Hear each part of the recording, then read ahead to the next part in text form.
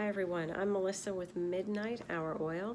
Today I wanted to come out and share with you a revelation the Lord gave me a few days ago.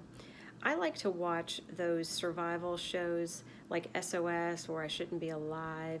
I really like to just see how people think through their situation, and especially if people pray and how that affects them and the outcome of their situation.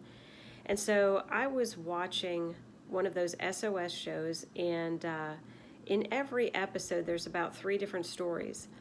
And I was probably on the second episode, and I had, it was probably like 5 different stories now I had listened to. And the one I was listening to, this man had fallen 2,000 feet from this really high mountain. It was snow covered, and he sustained some injuries, but he survived. And then he's trying to survive the elements, and he's at death's door.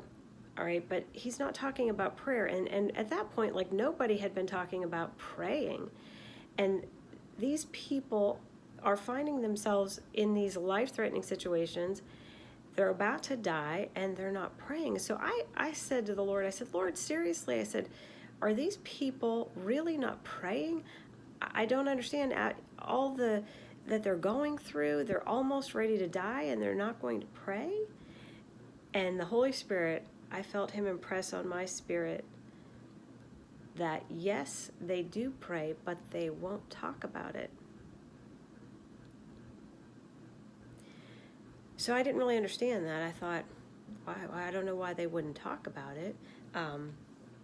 So I just kept watching, and then there was another story. The last story was this elderly couple who were about to face a major hurricane, and this was one that was very, very intense, caused a lot of water to rise quickly.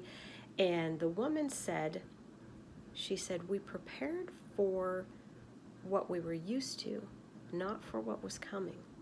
I thought that was so prophetic and such good advice for the church. And it turns out she was a Christian. But anyway, so they lived in a 1-story home, and so the water's rising higher and higher, so they have to go up into the attic. And the husband's being interviewed, and he says this. He says, when they're up in the attic, he said, my wife is a religious woman. And he said, when we were up in that attic, he said, she started to pray. And then he hesitantly admits, he said, I started to help her a little bit. And then it hit me.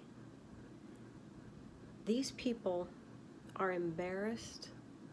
They're ashamed that they had to call out to God, that they needed help, that they needed anything. And it was like such a revelation, and I don't know why. I should have known this. I mean, the culture we live in, it really is, founded on this foundation of the sin of iniquity, that I am my own God, and I don't have any needs. I don't need God. I don't need anyone. And so it shouldn't have surprised me that there would be a sense of shame attached to calling out to God, to praying. But it did. And it just reminded me, church, of what we're up against in this culture. And it reminded me of some scriptures and of something the Lord showed me probably like 20 years ago. I had this dream, and in the dream I was in the ocean, and I saw something going by me that kind of like, went like this. And the Lord spoke and said, what does that remind you of? And I was thinking, and I couldn't think of what it reminded me of. And then I heard his voice say, a snake. And I said, yeah, it reminds me of a snake. And then the Lord said this. He said, I have placed things in the seas and on the earth to remind man that he needs me. I have placed things in the seas and on the earth to remind man that he needs me. See, God created us with needs when he could have created us without needs.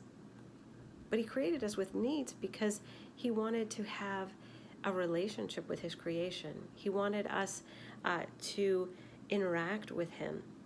remember when the Israelites were coming out of Egypt and they were in the desert and God sent manna? He didn't allow them to go out and gather enough manna for a week or a month. With the exception of the Sabbath, they had to gather it every day. And then they would gather enough for 2 days to go through the Sabbath. But the Lord was teaching his people to rely on him each and every day. That's what he wants. He wants a relationship with us. He wants us to come to him for what we need every single day. Now, if Satan can convince a person that there is shame in that, well, they're not going to reach out. But the Bible is very clear that it is our weaknesses, it is our needs that are intended to lead us to the Lord. In fact, the Apostle Paul tells the Corinthians in 2 Corinthians 12, 9, and 10, that when he had a thorn in his side, he was praying and asking the Lord to remove it. But the Lord told him, he said, my grace is sufficient for you, for my power is made perfect in weakness.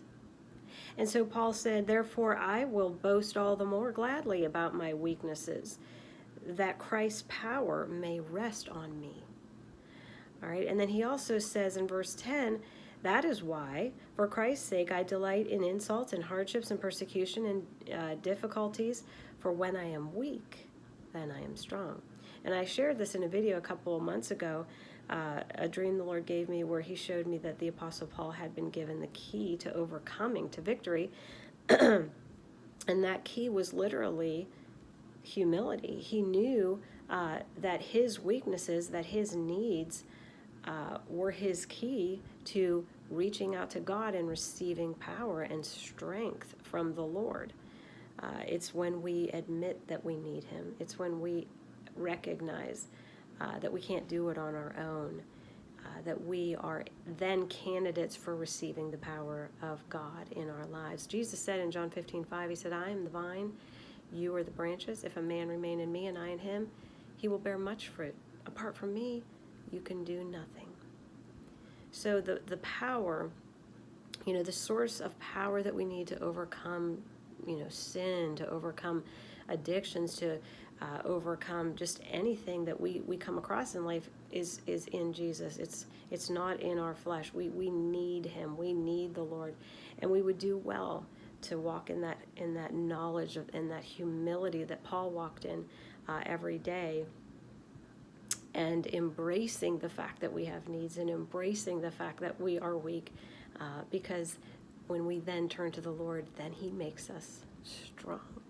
So I just encourage you to pray, church, for this culture, the people that are captives to that wrong mentality, that it's shameful to need God. Just, encourage them as you share, as you witness that the Apostle Paul himself embraced his weaknesses and his needs. And I just hope and I pray this message does encourage and blesses you. And as always, church, it is my prayer that we will all continue to keep our lamps burning bright while we wait for Jesus. I love you all. God bless you.